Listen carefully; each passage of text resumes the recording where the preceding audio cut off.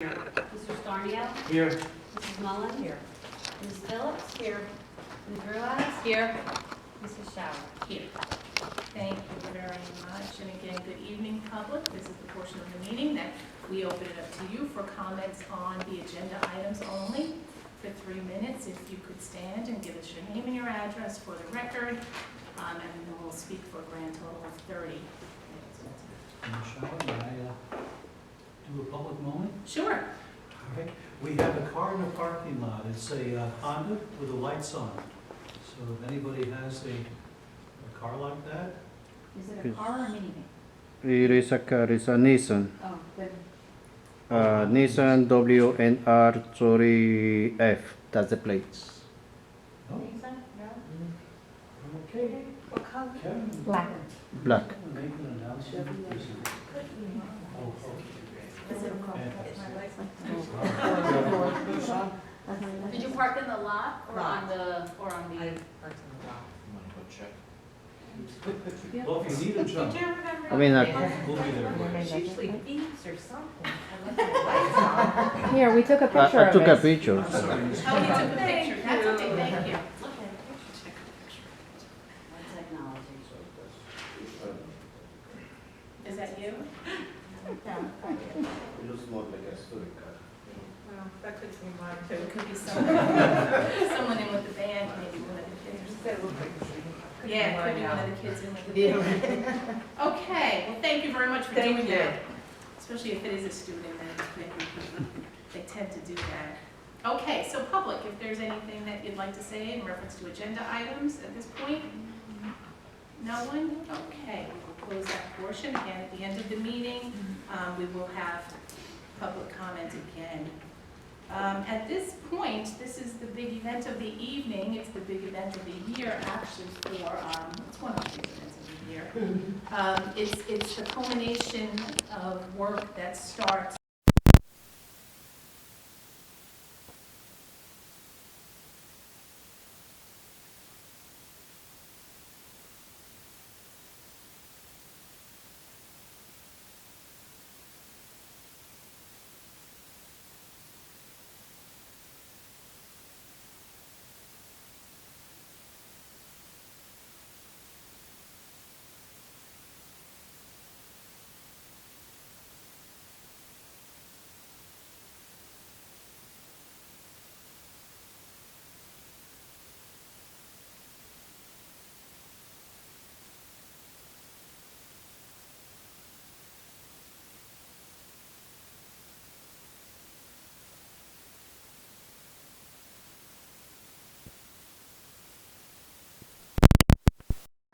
Not only is it 5 years back, 10 years back, and even further of plans that have moved forward. And you will also see, thanks to a tremendous amount of work by our administration, of what good health this district financially is in at this time, in a time of so much uncertainty. So I thank our administration for the amazing work that they've done on this. Mr. Becker, would you like to? Sure. Absolutely. Yeah, it's an exciting night for us because all the planning sort of comes together at this point. You will note in here, and I realized after the last meeting, you'll see board goals that are paid for the budget for next year that we anticipate, and you'll see the ones that we accomplished last year. I think I was stuck on a 5-year facility plan with a 5-year ringing in my head. Sometimes we tend to do that. But a lot of the goals, the budget represents the vision of the district, the vision of the Board of Education, and so we're pretty excited that we're able to put this together. Bottom line is, there'll be no staff in Dover, no teaching staff in Dover that will be terminated or subject to a reduction in force. What we do see is that occurring in many districts around us. And it's one thing to make your budget work by just reducing staff and see what will happen, but we value our staff so much in the job that they do. We don't feel we can be capricious with our hiring and renewals and things like that. So it's a very positive thing that even though there is a lot of constriction, we're not planning at this point on reducing any staff. Now, the wild part is, I was reading the governor speech, and it does seem that that 100 days that he gave the legislature is starting to come to a close. So we don't know what's going to happen in Trenton, but you can't worry about what you don't know about. We've taken steps to accommodate everything at this point in time. So tonight's presentation is very different for us. We've always had some kind of video and slides, but we actually have a complete presentation that we did that we'll be putting on our Facebook site, and also we have a new web page. We're starting with the district, that'll be coming up soon, and we'll be putting on that also. So this way, people who cannot attend tonight, it will be there for them to see. I'm not sure a budget presentation is maybe the highlight of people's nights that they want to watch, but it is available if they do choose to, and it has a lot of great information in it. I do want to thank all our administrators because they worked very hard. We've had this down to a pattern now where by the time it comes to us, we really don't make many cuts because they know how to pare down and meet the needs from the teachers. We don't have a budget process where people ask for a lot and then know they're going to get cut. We try to schedule it so what people ask for, they actually do get. So we don't play any games with that. But tonight you'll hear the results of our past budget, the projects that we've accomplished, the projects that we hope to accomplish the next year. You'll also hear how we constructed the budget and some of the unique techniques that we use within our district. And really it's a blessing to have a group that's been here for such a length of time, because as you're here, you can sort of plan for the future and schedule things down for the future. The districts that are, I feel bad for superintendents who are in for 2 years and then they start over again, because there's no long-term feel of the district or where you have to go. So I think it's an excellent budget, and we thank the Board of Education for the hours that you spent on this. I know it wasn't always exciting. Budgets very rarely are, but you did contribute very heavily toward organizing a long-term district goal and objective and continuing the many initiatives that we have going on. And it's because of the Budget Committee that we've been able over the years to go ahead and schedule things. So instead of waiting until we could do all of Hamilton Field, we were able to go ahead and schedule things so we could phase all the elements in. If we waited till we could pay for the entire project, we probably would never have it done. So everything has been very carefully constructed with the 5-year facility plans, the budgeting, the anticipated revenues, and all that will be included in tonight's presentation. And once again, our goal now is, after tonight, to go ahead and put it on our website so we can share a lot of the positive things and the construction of the budget process, which I'm not sure many people have a firm grasp of. So without further ado. Very good. I just wanted to add that, of course, board members will have the opportunity to ask questions once we make the motion to present the budget for vote, as always. And this is the budget that was sent to the county and approved without exception, correct, Kathy? That's correct. By the county. So we were very fortunate with that because some districts around us did not have that same outcome. Okay, we will begin our presentation. We're going to turn down the lights, I guess. We have chairs to the side here. Yep, that's where we're going to go.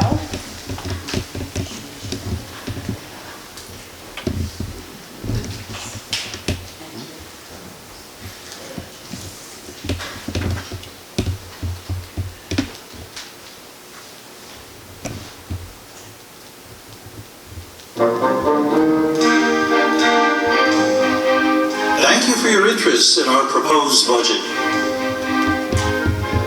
We sincerely thank our Budget Committee for once again developing a budget that is responsible to our taxpayers while being responsive to the needs of our children.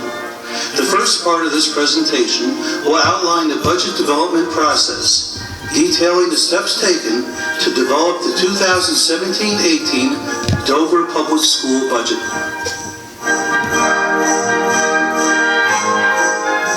To construct this budget, we use a site-based management technique. At each school, all necessary elements were reviewed to design a budget that would meet the academic needs of the building.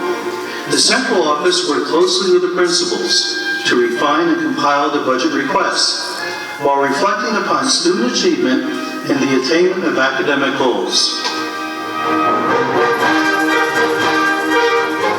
To arrive at the final budget document for the 2017-18 school year, the Finance Committee reviewed the draft budgets and prepared the final budget for recommendation to the full Board of Education. On March 16, 2017, the Dover Board of Education approved submission of the draft budget to the Executive County Superintendent. The County Superintendent, Mr. Jenks, reviewed and approved the submitted budget and made the following comment. Well done. Despite budget increases limited to a 2% increase in the tax levy and increases in enrollment, the district continues to provide engaging programming while meeting the varied educational needs of a diverse student population. The next slides outline the challenges faced in developing the budget and the steps taken to create a budget that is responsive to the needs of our students, yet responsible to the Dover taxpayers. Many formidable obstacles were encountered while developing the budget. State aid has been frozen for the 2017-18 school year. The district has been told to anticipate federal funding at 80% of last year's amounts. These are very significant issues for our district, as the majority of our budget is offset by state and federal aid. In 2017-18, additional revenue for school choice above the normal state aid levels will cost New Jersey taxpayers approximately $60 million and will drain revenue from local districts such as ours. We will also face an 8.5% increase in the cost for medical insurance. While this percentage is not high compared to some insurance plans, it is significantly above the 2% increase to the local tax levy that we are working under. The public school district has been negatively impacted by the freeze in state aid for 2017 through 18. On March 2nd, 2017, the New Jersey Department of Education released the state aid figures, along with the projected enrollment report for the district. 6 years of prior enrollment data is used to calculate the district's growth rate. The figures are pulled from the application for state school aid, commonly referred to as the ASSA, and include Dover and Victory Garden students on roll as of October 15th of the indicated year. The state's method of projecting the district's enrollment for the next year is as follows. Two averages are calculated, the first for years 2014, 15, and 16, and the second is for years 2011, 12, and 13. The three-year average for 2014 through 16 is 3,038, and the three-year average for 2011 through 13 is 2,812. The quotient of the 2014 through 16 value to the value of 2011 through 13 is calculated. Since the value, 1.0803, is a figure greater than 1, the district exhibits enrollment growth. The state determines the growth rate by calculating the cubed root of the quotient less 1.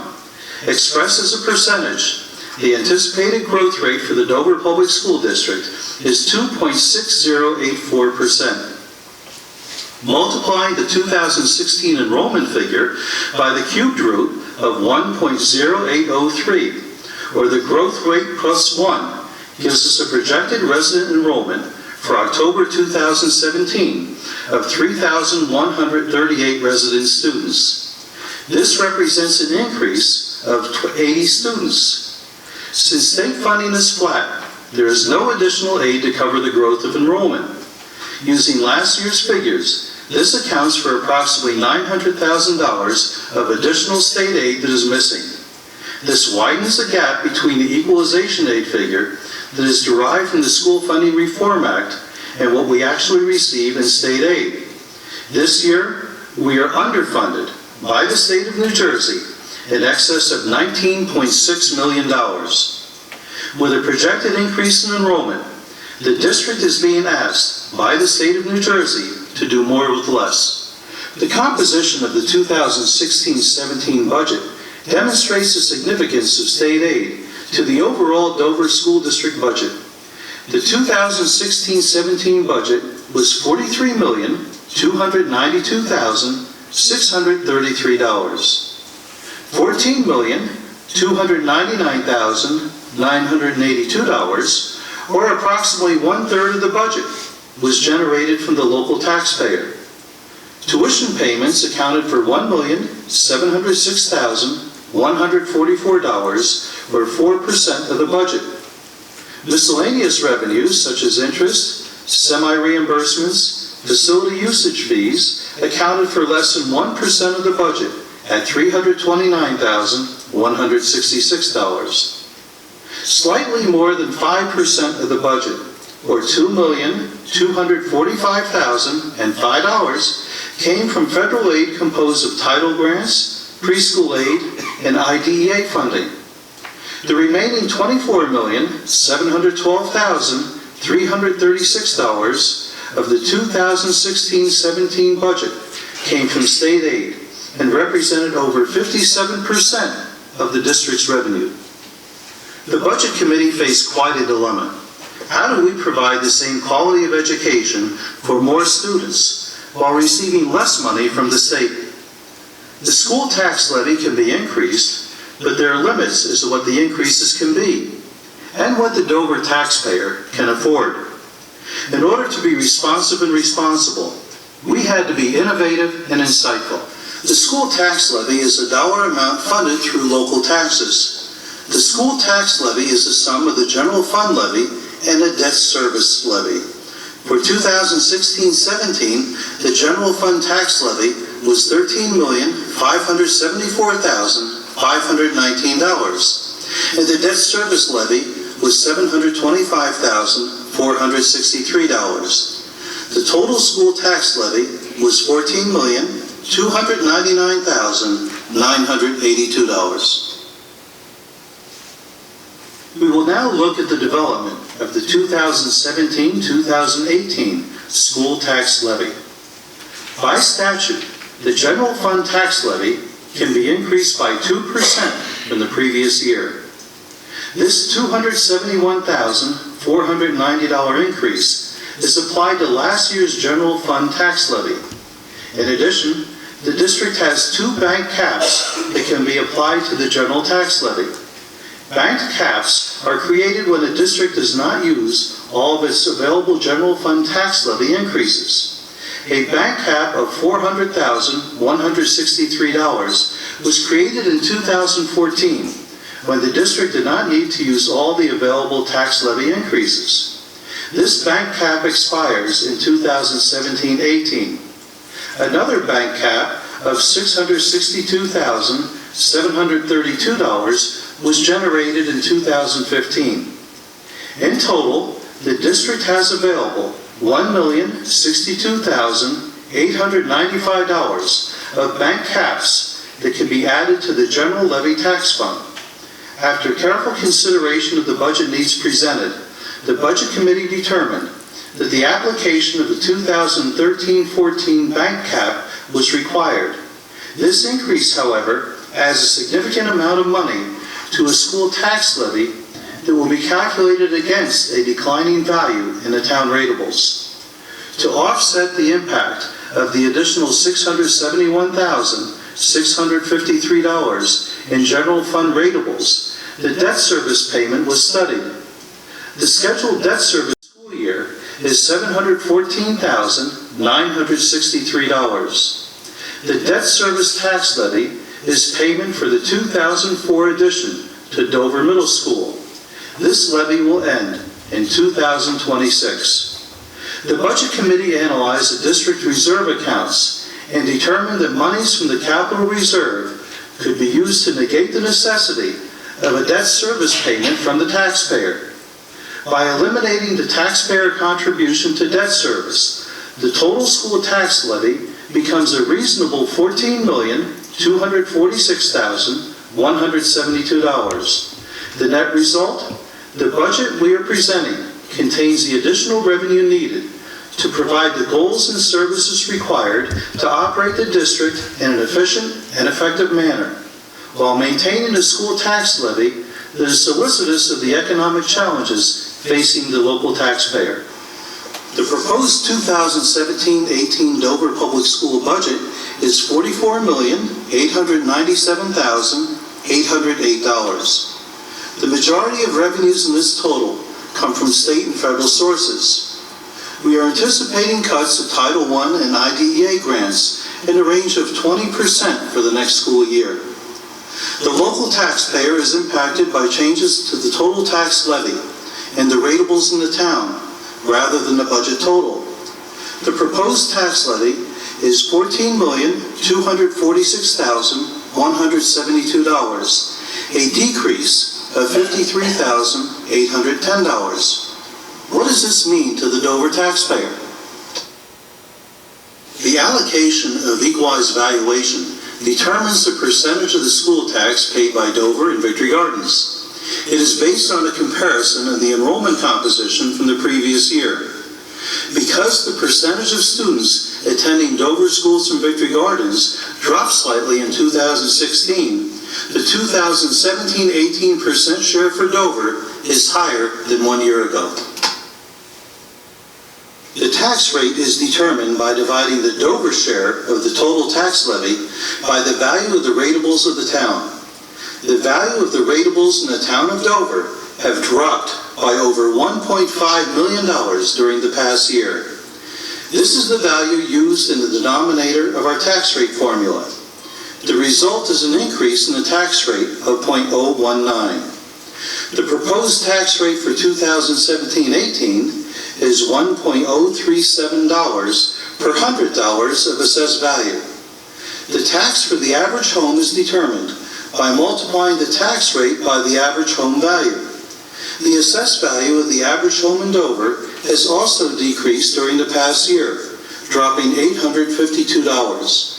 Multiplying the tax rate by the average home value of $237,659 results in a proposed school tax bill of $2,463.66. This is a $35.17 increase total per year in the tax bill over the previous year, or a tax increase of less than $3 per month.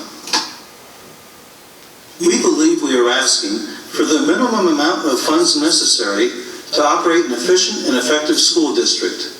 The budget will continue to focus on the goals, objectives, and vision of the Dover Board of Education that incorporate fiscal responsibility while enhancing the academic rigor and expectations from our students.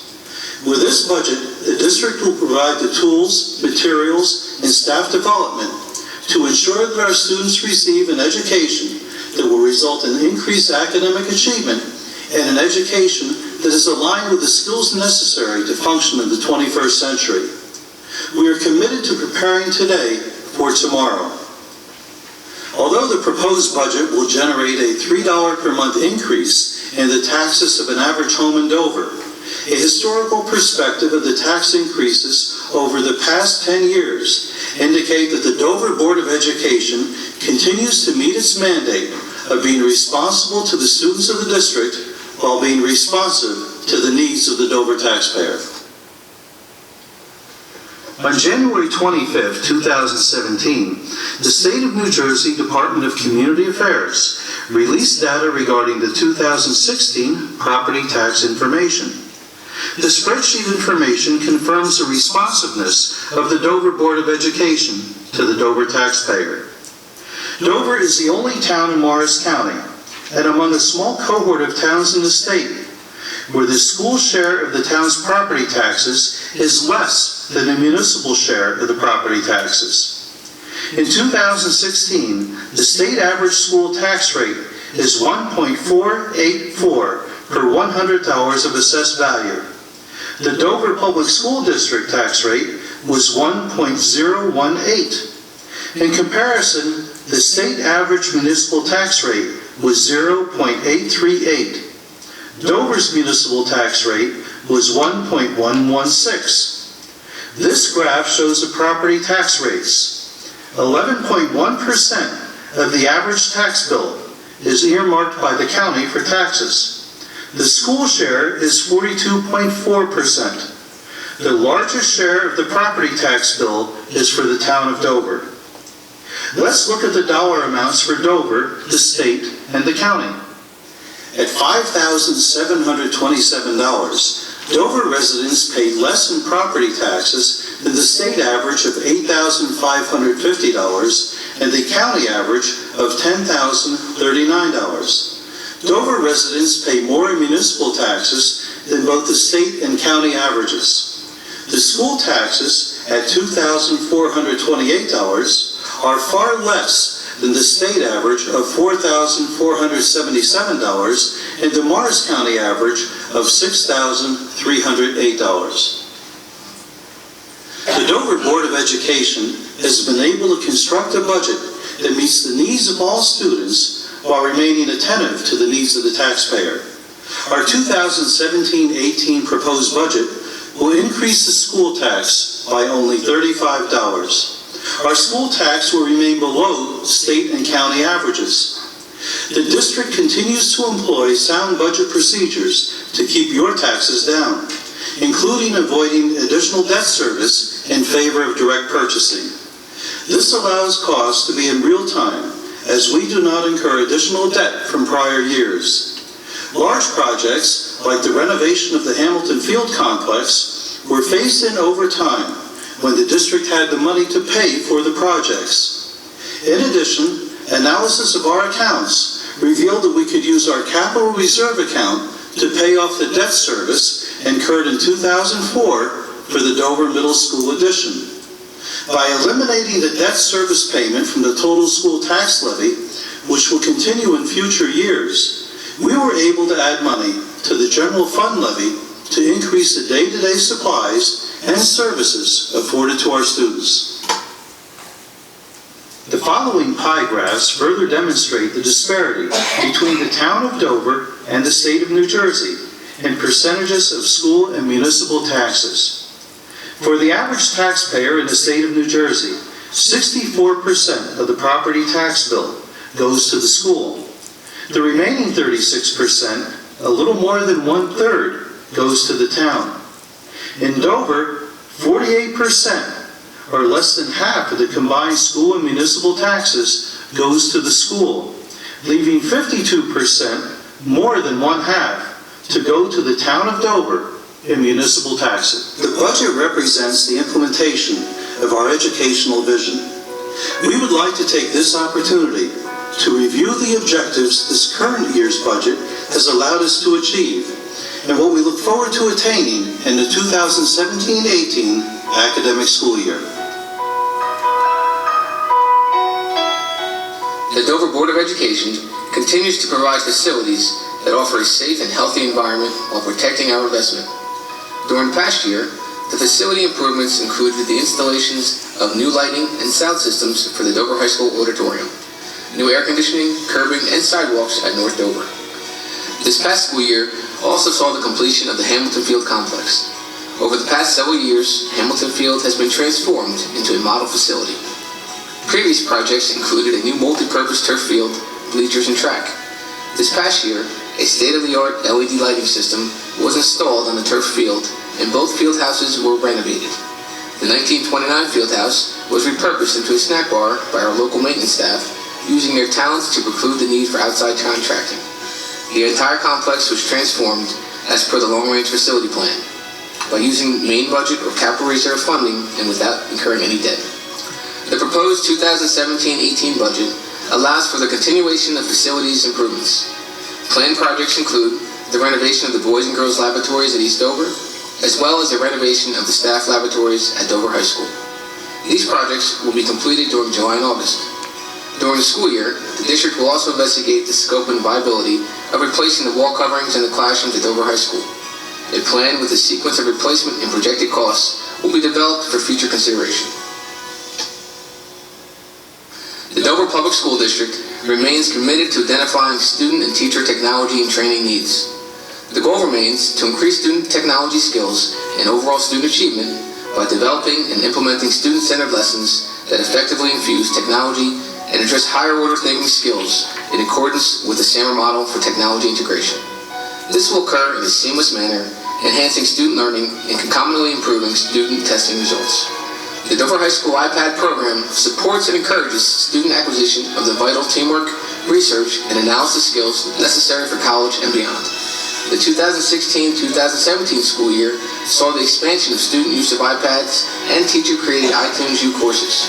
The 2017-18 school year will see the first iTunes U summer course, Financial Literacy, offered to students during the summer using school-issued iPads, allowing students in the class of 2021 to get a head start on completing high school graduation requirements.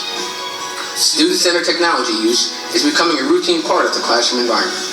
The Kindle program has been expanded to include students in North Dover, East Dover, and Dover High School. Additional Mac Mini servers, Mac Air laptops, and Airport Extreme wireless access points were purchased to support a stable wireless environment.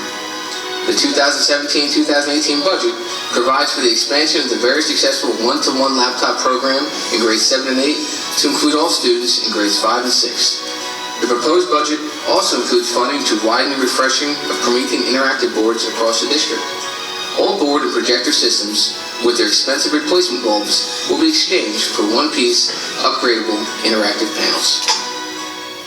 The Dover Board of Education fervently supports initiatives to increase student achievement by enhancing academic programs and opportunities. During the 2016-17 school year, a new reading series was purchased for all students in kindergarten through 2nd grade. Teachers completed training on the series to ensure the development of sufficient foundational skills and optimum student progress. The new reading series will be expanded to grades 3 through 6 for the 2017-18 school year, affording a more rigorous curriculum aligned with the requirements mandated by the revised New Jersey Student Learning Standards and state testing. The redesigned SAT supports the College Board's mission to ensure all students make a successful transition to college. The new SAT is more closely connected to the classroom experience and enhances college preparation through frequent targeted review and authentic practice. Detailed, individualized information about students' strengths and weaknesses are gleaned through frequent participation in the testing process. To that end, in 2016-17, the Dover Public School offered the PSAT free of charge to all Dover High School students. Beginning in the 2017-18 school year, the program will be expanded to offer the PSAT to all interested 8th graders at Dover Middle School. Students will be encouraged to take the PSAT to determine their level of readiness for the SAT and to provide accurate benchmark data to drive lesson planning and development. The Dover Public School District is very proud to announce that Dover High School has been selected to participate in the prestigious Advanced Placement Capstone Diploma Program. As a result of the approval of the application submitted to the College Board in August of 2016, Dover High School will be able to offer a new course entitled AP Seminar beginning September 2017. Taken in concert with AP content area courses, the AP Capstone program enables students to develop strong research, collaboration, and communication skills transferable to college and careers. Students who successfully complete AP Seminar and AP Research and achieve scores of 3 or higher on 4 more AP exams will receive the AP Capstone Diploma. Mr. Michael Morgan, who will be teaching AP Seminar this fall, will be participating in a week-long AP Seminar professional development workshop at the University of Texas at the end of the school year. This May, 186 Dover High School students will sit for 386 AP examinations. This is a record for Dover High School, both in terms of numbers of participants and number of tests. AP examinations are expensive, and many students now take multiple exams during high school years. The 2017-18 budget provides funding to cover the full cost of exams for all students enrolled in AP classes at Dover High School. The 2017-18 proposed budget includes funding for professional development for teachers. In addition to the training for the new 3 to 6 reading series, the district will look to improve instructional delivery and special education through the delivery of an on-site summer workshop for staff in the Orton-Gillingham method of reading instruction. Dover has often been referred to as a small district with a big heart. Unfortunately, within our society, it's become common and popular to focus on the negative and neglect all that is positive. From the news to social media, we are bombarded by people who love to condemn, criticize, and complain. Perhaps some lead negativity because, by attempting to denigrate others, they feel better about their own issues. We have chosen, however, to focus on the positive. The budget, to a large degree, represents the vision of the Board of Education. Our progress shall continue, and we shall provide numerous opportunities to our students which are not available in surrounding districts. The progress toward this year's goals has been presented, and next year's goals requiring budgetary support have been included. Additions and/or revisions to next year's goals, once test scores come in, may be made in a board workshop to be conducted at a future date. After a lifetime in the district, my message is simple. I have never been prouder of our students and their accomplishments, both in character and in academic progress. We continue to be leaders in the athletic community as we demonstrate by actions, not words, the elements of good sportsmanship, grace, and civility. The numerous awards we've received should not be viewed in isolation, but have in fact become part of our athletic legacy. This recognition is richly deserved by our students, who should be a source of pride for our school and our community. Our academic scores are increasing as we continue to meet the challenges of today with innovative programs. What is our greatest strength? This question is easily answered by a walk through our hallways. Our students demonstrate that care, concern, and kindness are attributes to which others should aspire to. Overall, this generation of students represents the best that I've had the honor to work with. I personally feel secure in our future, knowing that this current generation will be in charge. Together we have accomplished a great deal, but our efforts must continue to evolve as we meet the challenges of today with our aspirations for tomorrow. We are thankful for the ongoing support from so many in the community, and thank you on behalf of our children for your kind support. Very good, very good. Thank you very much.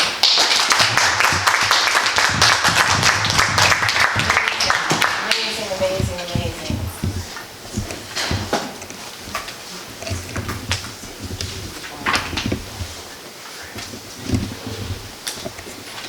Okay. Ms. Laurie?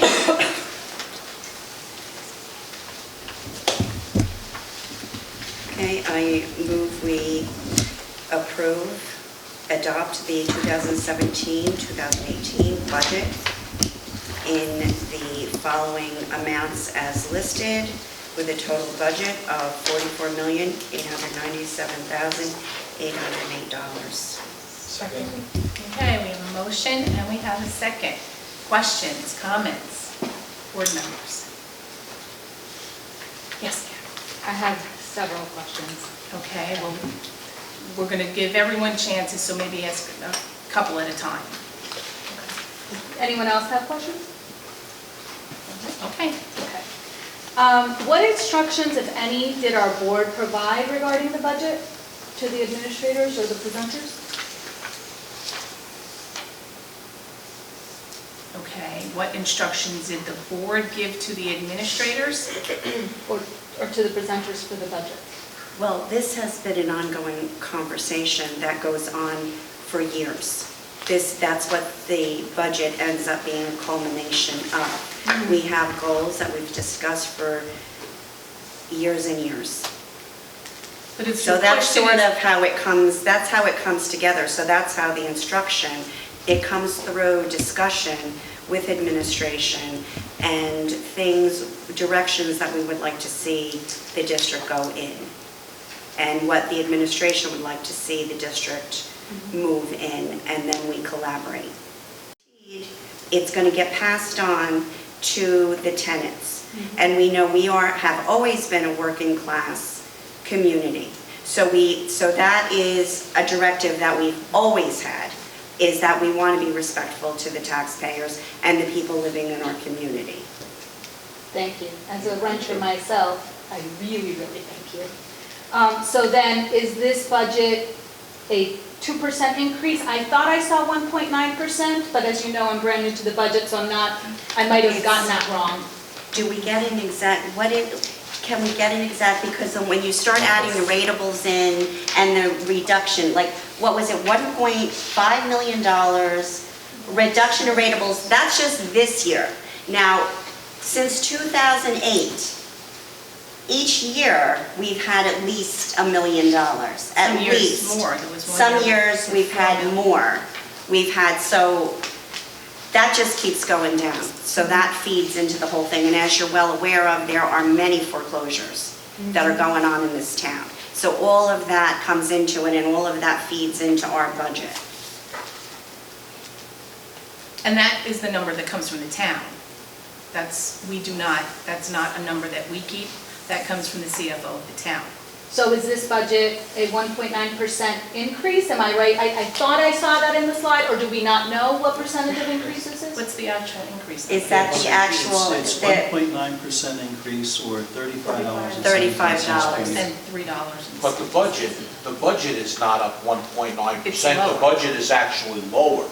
The increase is because of the rateable drop in the town.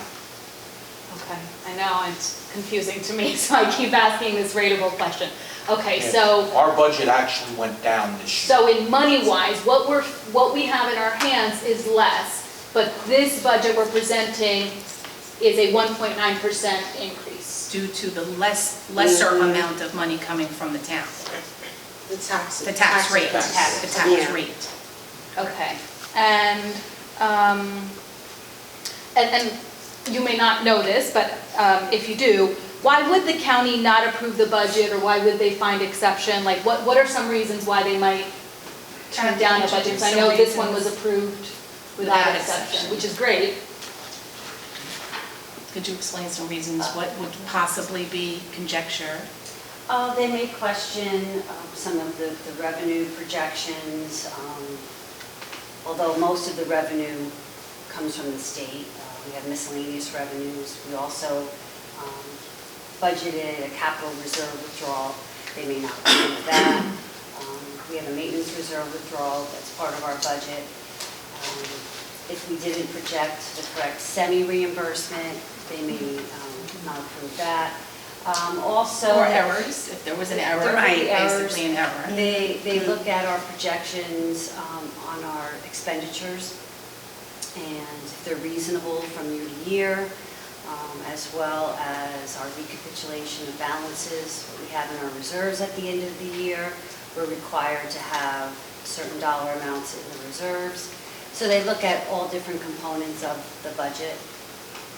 And So they're not overseeing like the decision-making process, but just the actual, is the information accurate and reasonable? well, they're also looking at what we're providing for the students as well, curriculum. That we meet the mandates. Right. We meet all of the mandates with the budget.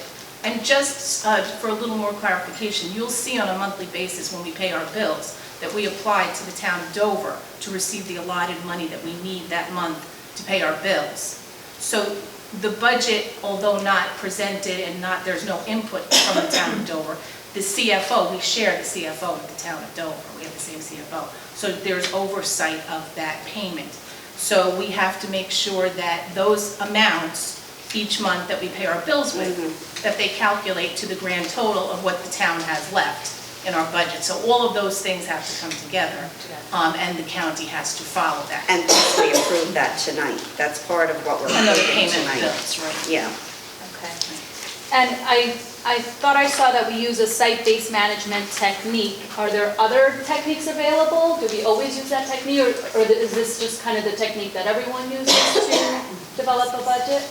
Well, I don't know about everybody else, but it seems that it starts in the schools with the principals and you know. We've used it for about 13 years, and the whole purpose is to make sure that we don't want inflated budgets coming from the schools, and then you have to cut, and are you cutting things that are inflated or things that they really need?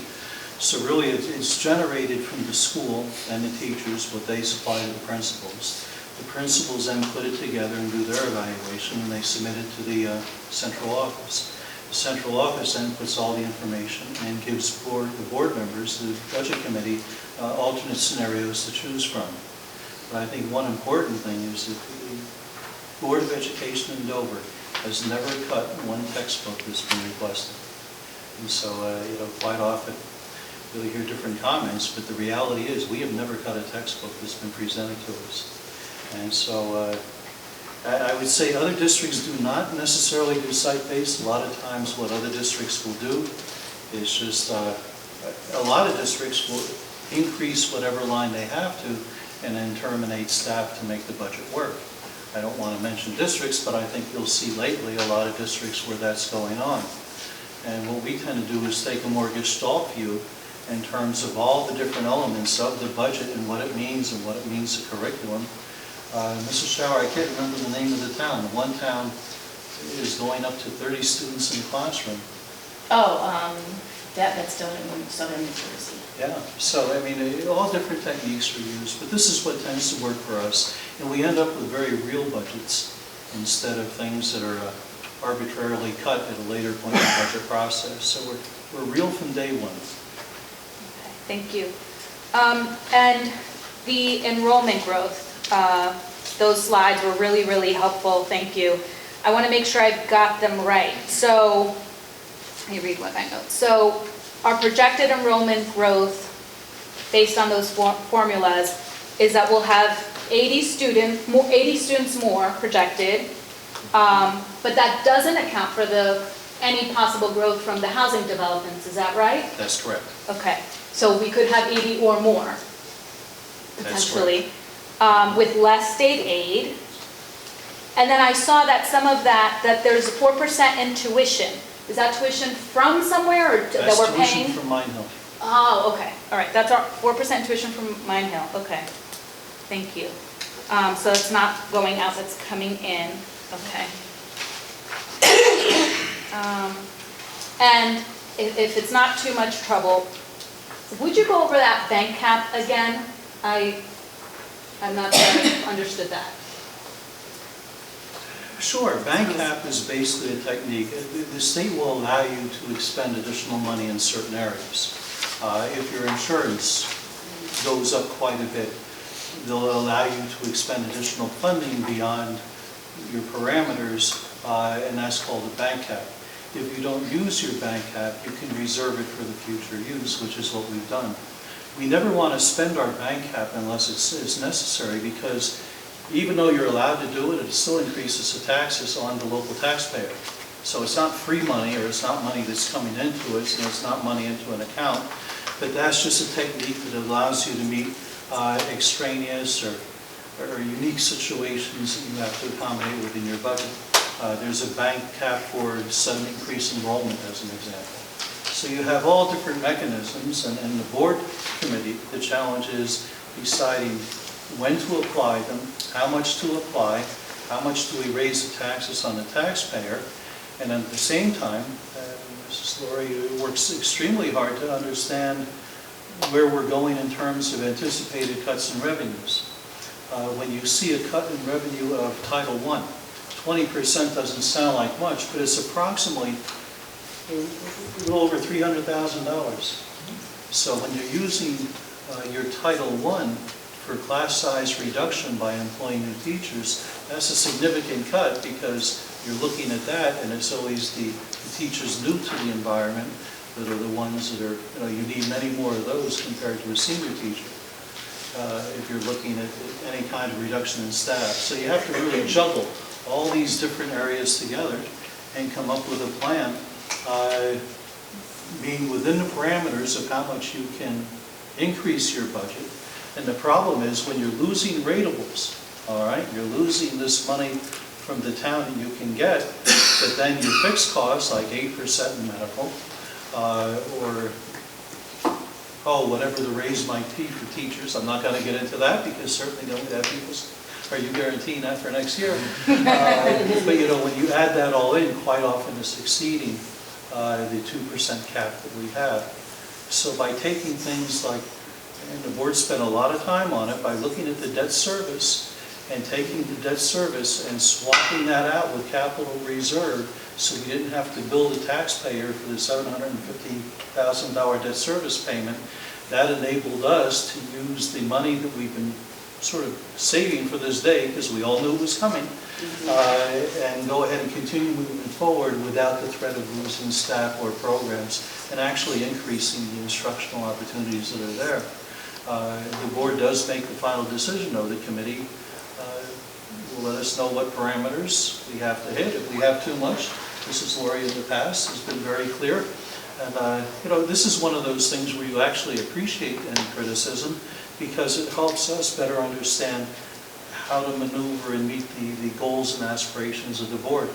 So, did that answer your question on bank cap? I think so. Let me see if I have it right. And I want to add something. That is a perfect example of what Mr. Becker was just discussing. Years ago, I don't know how many years ago, probably after 2008, when the state allowed us to bank some money, some funds, that was the discussion we had as a board about whether to do that. And we decided, since the state was allowing it and we were able to fulfill our obligations for those budgets at that time, it was recommended by Mr. Becker, it was discussed by the board, that that would be an excellent idea. And I, for one, am extremely happy that we did bank those funds, because we are probably one of the only districts around that owes almost no money. We just have to finish off until 2026 on that on that Eastover campus down there. We have to finish off the payment, and those funds are already there to be able to pay it off. And that makes me so relieved, because I remember being in when we picked out the architect. I was on that committee, and we looked at that and we said, $18 million, what are we getting ourselves into? So it's fabulous to be looking at that campus down there functioning, and knowing that we are going to be able to pay the whole thing off. So that's the perfect example of us working as a board and discussing, having the recommendations, and just finding out this is what we can do, and this is the best plan at this time. So that was great. That's helpful. Perfect That's example. Perfect So example. We, Dover School District, or Dover Board, or both, owe the money for the middle school renovations. That's the debt That's service. it. That is, That's and what it's we bonding, owe. it's bonding. Right. That money is debt service to bond payment. And then we used the bank cap, the money we had on reserve, to make, no? No. We use capital reserve to make the payment for the debt service. Okay. Because bank cap is not revenue. Right. Okay. But that bank cap. But, and I'm sorry, yeah. Bank cap does count as revenue, But you can only but it's use it not for an certain things. expenditure. I'm getting it. You move bank cap from the revenue, Okay. from the bank cap line, from the debt service line, up into the revenue line. But you don't have to add that on to your tax levy, because you're transferring it from your capital reserve, which is something that has actually been planned. As Mrs. Laurie said, I think the crucial thing is Dover schools have no debt besides the middle school. So now that we've been planning, and the board has done an excellent job of aligning everything, we now have that middle school. We can't just pay off our bond. We wish we could. They won't last. Right, Well, but that's- it's timed. Yeah, so, but what we do is we have that money in capital reserve. So now what we do is every year we pay that $750, and that money does not have to come from taxpayers. If the board had not used that judgment and that kind of long-range planning, that $750,000 would be a $750,000 cut, which the only place you can really take it from is staffing at that point. So the amount of jobs that are being saved by the foresight years ago to structure things, knowing these days were coming, I think is quite laudable. So even moving forward, we're not going to dip into the bank cap, because we're going to hold it as cushion for this middle school renovation moving forward until 2026? No? Yes, think of it as a savings account that we'll be able to withdraw from. So you can say that basically for the coming full year, it's already paid, it's a prepayment, although it's still sitting there. Which would be helpful in these times. Because we have no Because we idea. have no idea. No Like idea Mr. how Becker much said, more we don't know is what's going to happen with the state as far as the 100 days. So, And a crucial thing is just understanding that we don't lease anything. Everything in Dover we own, except for this one mortgage. If we have a photocopier, we're not leasing it. We're not doing anything to mortgage our future by spending today. It's very tempting to do that. You know, it's very tempting to say, you know, Mr. Franks needs a new photocopier, let's go out and, let's just lease 2 of them, you know, because it's a small amount per year. The problem is if you mortgage your future and the district comes upon hard times, which I think anybody who's been watching will realize you can't keep spending like many elements of the government are prone to do. You can't keep spending if you don't have the revenues to support it. And when you have a 2% cap and costs going up 8%, you're going to hit that wall. So the board used the foresight to see this was coming. So we have not mortgaged our future to anybody in terms of everything. Buses, we own. Driver ed car, we own. Sometimes it takes us a little longer to get it. I know the high school was a little upset. It took us a couple months to buy the copy machine. But once we got it, then we own it.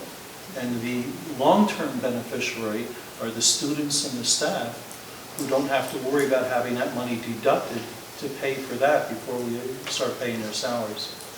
I'm sorry, that was a long answer. No, that's really helpful. I really appreciate it. This is my Mr. Miller last. has a quick question. Yeah, so, but because the town did the reevaluation, we know from past history, because when I used to be on board the town, that tax appeals are going to continue to happen each year. Correct. Yes. So we can expect a loss in revenue for the next several years as those tax appeals go through. Correct, correct. And then my last question is along those lines, and it may not be a question for this board, but what explains the difference in percentages of taxes that go to the school versus that go to the town? Like in the presentation, it showed that in Dover, it's kind of flipped, where more goes to the town instead of the school, and in other towns, more goes to the school than the town. Do we know why that is? It's budgeting. It's budgeting. We could We charge do a more. better budget. We could charge more. We So are it's- charging the least amount that we possibly can. We can't go any lower. There's a limit to how low you can go. You can't go below. We are charging. We could raise it. We could raise it. We could do another addition, well, not another addition, but we could spend more money. We could do a referendum to spend more money, but we're not choosing to do that because it would raise the taxes and impact the very people that we're trying to help. So we in the are district. choosing not to spend more, but you're Correct. saying we could spend more, but we have a cap of 2%. So we could spend more because we're We're only at one point. cushioning that cap with that savings According to the state of New Jersey, we don't spend enough money per student. for What that, is- right? what is the well, state but saying? they don't provide the funding No, they either. don't, but that's where the difference, that's where Right. the difference comes in. I mean, if, What does the state say is What the could we spend, adequacy how much number? more? 19.6. yeah, 19 million. Is what we could add to Funding it. formula, which has never been funded. Right. We've never been fully funded. Right. Are other schools spending what the state recommends they should Oh, be yeah, spending? and more, and more. Most actually exceed that. They have more tax revenue. Right, So- and they're not, a lot of the And tax districts levies around, increase. I think that some of them don't even get state aid. Yeah, they raise it all from local taxes. That's why we're very reliant on state aid. 57%. 57%. So we don't spend what the state recommends we spend on our students because one, we don't have the tax base, and two, because we have the benefit of state aid that those other towns might not have. Well, no, they don't give us the state aid. I know we don't That get we what really we could, need. that we really could be getting. What is it, $19 million more? We have never reached adequacy. It used to be, how many years ago was adequacy? Close to 20 years 20. ago. Close to 20 years ago. Dover has never attained adequacy, ever. And there's nothing we as a board, because that's like a voter thing, a legislature thing, there's nothing we as a Yeah, board can do to legislature. make It's it. a number that they came up with and said, this is the amount of money we feel you need to spend to provide a thorough and efficient education.